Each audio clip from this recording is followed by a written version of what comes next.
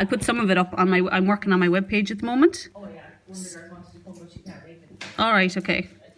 So it's €10 if you come here, it's €100 if you look at the website. I had it set up there. But yeah, I should. I'll think about it. Oh yeah, we're all right. Okay. Thanks a million for coming.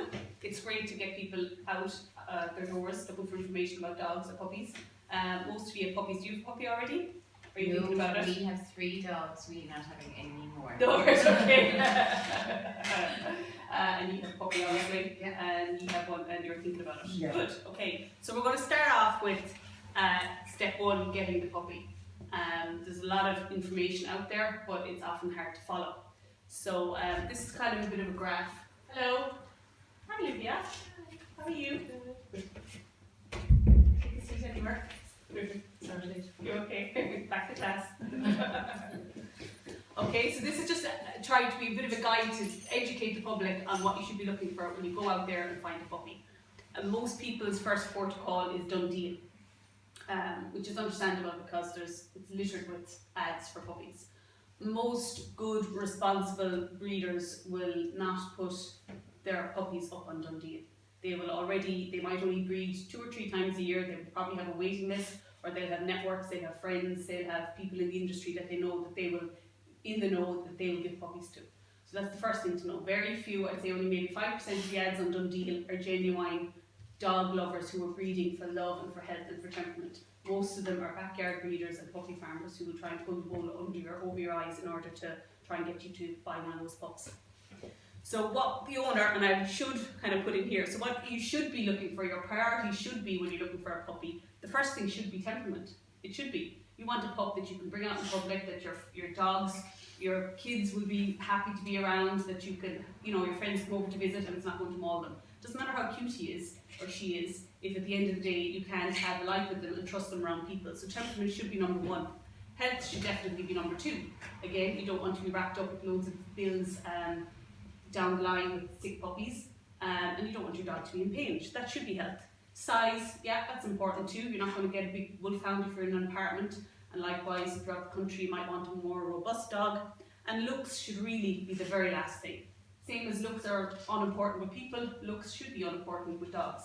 Unfortunately, what usually happens is the opposite. People go out looking for a certain type of looking dog, and these all things become less and less important. This is what the breeder is looking for. Money. This is the bad breeder, because unfortunately that's what most of you will get lumped with. So, Sorry, hi. yeah, come on in. You're fine, come on in. So their priority, take a seat anywhere you like. Their priority is money at the end of the day. They don't care where the dog goes. They'll meet you at a gas station. They'll hand you off to somebody who'll hand you off to somebody else. Looks is driven by the market. What are the people out there looking for? Oh, cockapoos are popular, Cavachons are popular. We'll give up the purebred breed now, and we'll breed for whatever the demand is. Size, again, they want to squash as many they can into their back garden as they can, or their sheds. Health and temperament come very last. Okay, so you need to be aware of that when you're going out looking for your pup. At the breeders, these are some important things that you need to do to be sure that your puppy is coming from the best possible start in life. Puppies at 3 weeks start to open their eyes, and their sense of smell is there from about 4 weeks as well, and their hearing is starting to open. They are getting socialised and taking in everything in the environment from when they're 3 weeks of age. And if they have been living in a back, a shed with no stimulation, no handling, no anything until maybe potentially 12 weeks, you're basically getting a feral dog. You're getting a dog that has had no social skills up until that point, which is setting you back hugely. So see, these are some of the things you need to be looking for. You want to see the mom with the puppies, not just a dog in the corner. These are the puppies. Oh yeah, that's the mother. Which they're getting cute now. You see these puppy breeders, and they're saying, oh yeah, you want to tick a box. You want to see the mother. There's the mother. And the mother could be anyone's dog. It could be, it's probably no relation. In some cases, no relation at all. So by with the puppies, you want to see the mum with the puppies, suckling them, interacting with them, acting in a normal way. Then you know for sure. And then you want to be able to spend a bit of one-to-one time with that mother if you can, to see that she's social, she's friendly, she likes people. Because from the age of 3 weeks, she's going to be educating those puppies that people are friendly. And the puppies are going to learn that from her. if they have a frightened mother who's cowering in the corner and terrified of everything, the puppies are that's their first experience of people. They're going to follow their role model in the house, which is the mother. And that's, along with the genetic predisposition towards being nervous, now they're actually seeing this as well. So see the conditions. You want the puppies in a home environment, warm bedding, sensible bedding, taking in all the noise and the activity inside the house. Really, really important. Litter size. Most people don't think about this. Usually you want an average size litter, 5 or 6. If you have it too small, the puppies don't miss out on that vital socialisation within the litter, and they can also become kind of demanding because there's so much supply, there's so much milk, there's so much attention, they can be a little bowed. And the bigger litter as well, say if there's one dog and there's maybe 10 or 11 in the litter, the mother simply doesn't have the time to dole out punishment. It doesn't have time to, to keep manners on them and sort out fights and interact, so they can go a bit wild with the bigger litters as well. So 5 to 6 is good. Health and temperament about the mothers, I think I hit on that already. Spend a bit of time with the mother, ask about her health, ask for proof of vaccinations and wormer. Don't just take their word for it. Some of them will stamp books and nothing will ever be done. Make sure it's stamped by a veterinary surgeon, so you know for sure. If possible, and this is hard, but I was lucky I got to do this with my last pup. It was my own vet who bred them, and I visited the litter 3 times before I made a decision. When I saw the conditions they were in, I knew the temperament of the mother and father. I'd met both of them. She owned both of them. They were older dogs, not old, but they had no health issues. They were good around kids. So I was lucky that I was able to tick all the boxes with my dog, but it's not always possible. So I picked her out at 7 weeks, but like I said, I visited her 3 weeks and 4 weeks, or 5 weeks I think. Ask about socialisation, food bowls. A lot of people don't realise that their puppy can often come to them with food aggression issues. It's learned in the litter. So if you have a litter of 10, and once they're about 3 weeks of age, you start to give them a bit of solid food. And if the owner comes, the breeder comes and puts out a big bowl of food, even if there's enough food in it, because they are all now, piling around the bowl of food and eyeballing each other and elbowing each other and watching what everyone else is doing, it makes them insecure about food. And food aggression is not a dominant type of aggression, it's bred from insecurity. They don't think there's enough food, so they feel they have to protect it. So in an ideal world, say if you have a litter of 5 and you're feeding them, you'll put out maybe 7 or 8 food bowls. So if a bully puppy comes along and tries to elbow one out of the way, it's no big deal. You just think, oh, it's okay, there's another 2 bowls here beside me. It's no big deal, there's plenty to go around.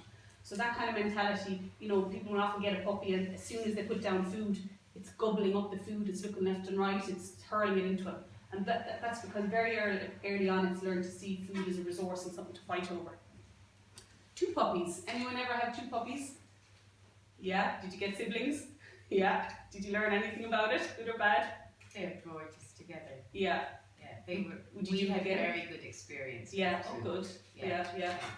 We deliberately did, because the boys had 1 each, and we deliberately got siblings. I don't know if that's good or bad, we hear now, but our experience It was was very good, yeah. Well, I did have siblings in the classes before, and there was twin girls, and like that, one would have one down in their room, the other would have one down their room, and they had a fantastic individual bond with the girls, which is lovely. So that was one of them ended up getting killed, but anyway, the puppies, not the girls. But that did work out. But unfortunately, people can get it for different reasons. They're gone to work all day, they don't really have time for 1 dog, so they go out and get 2 puppies so they can be company for each other. And, unfortunately that often distinguishes and diminishes the bond then that you have with each dog.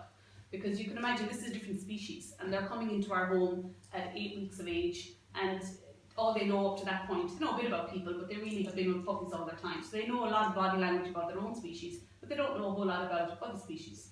So they need to learn that, to be totally absorbed by people, to learn about our facial expressions. For example, when we smile, that's a good thing.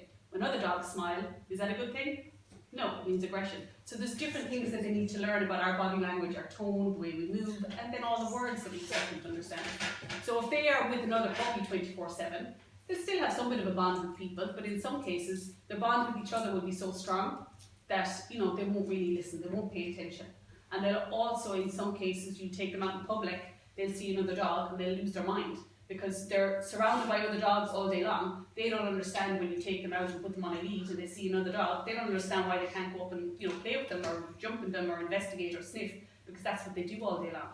So you can get dogs that are overly interested in other dogs and as they mature, they can get quite frustrated that they can't get towards the other dog, and it can be escalating into kind of aggressive behaviour. So you have to think about your reasons. If like with this family, you have lots of members of the family, and you want them to have one each and spend time with them, bonding with them, and teach them to be alone and to be separate and to acknowledge and respect people, that can work. But if you're doing it because you don't really have time and you want them to entertain each other, don't expect to bring them up to Lees Road, let them off lead, and to call them and expect them to come back, because it's very unlikely to happen. Okay, so just manage your expectations. It can also, in some cases, depending on the breed, they can actually start to fight quite dominantly, depending more so with the two males.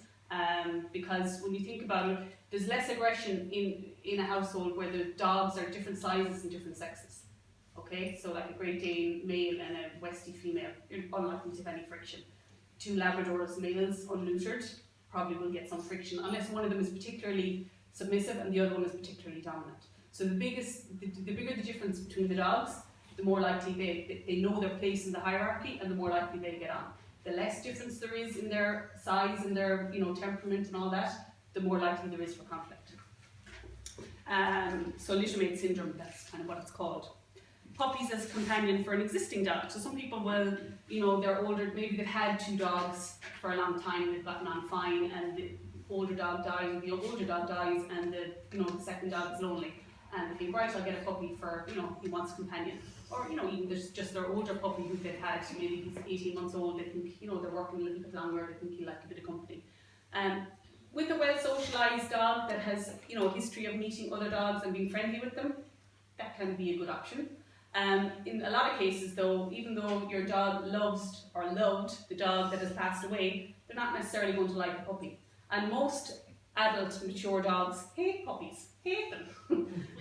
We love our own kids. We're not leaping around with joy of somebody else's kids, We're enjoying our freedom. We don't want to see other kids, mostly. So most adult dogs don't like puppies. They're pesky, they're annoying, they jump up. And we shouldn't expect them to like puppies, The best adult dog a puppy should meet would be, an adult dog that's a bit aloof, will let them tolerate them to a certain extent, but won't be afraid to go, cut it out, You don't want an adult dog that's going to entertain them and go on their belly and let them climb all over them, because the little puppy's going to end up very obnoxious then, thinking they can do it to every dog. So, don't expect adult dogs to like puppies. Most of them don't, and I have a lot of respect for an adult dog who doesn't like little puppies. You don't want them to kill them, but you want them to teach them a little bit of respect as opposed to being totally crazy. Most ideal age. Anyone know the most ideal age to get a puppy? 3 months? 12 weeks. What do you say? 2 to 3 months. 2 to 3 months? 8 weeks, okay. So there's a big difference between 2 to 3 months. Right. So we're moving on to socialisation and habituation in a minute. But socialisation is basically when the puppies learn that other species are part of their own social circle, so to speak. So that window closes at approximately 12 weeks. So their ability to happily accept cats, dogs, other dogs, chickens, hamsters, people in particular, their ability to naturally accept them as part of their own, their own social circle, that starts to close at around 12 weeks. After that, it's a lot harder to get them to accept, all these things as the norm and to have a close social bond with them. So if you don't get your dog till 12 to 14 weeks and he's been kept in the litter during all that time, he's missing out on valuable experiences in the home and learning to be a social being around all these things. So I got my last pup at 7 weeks. I would have tolerated getting her at 8 weeks, but 7 weeks was my preference. So that gave me 7, 8, 9, 10, 11, 12. That gave me 5 weeks to, totally get her absorbed in people. I had other cats, I had chickens at the time, I had horses. So I needed her to totally absorb, to basically think, they're no big deal. If I waited until, the dog was 10 weeks or 11 weeks, then that's all that time is getting smaller and smaller and harder to catch up on.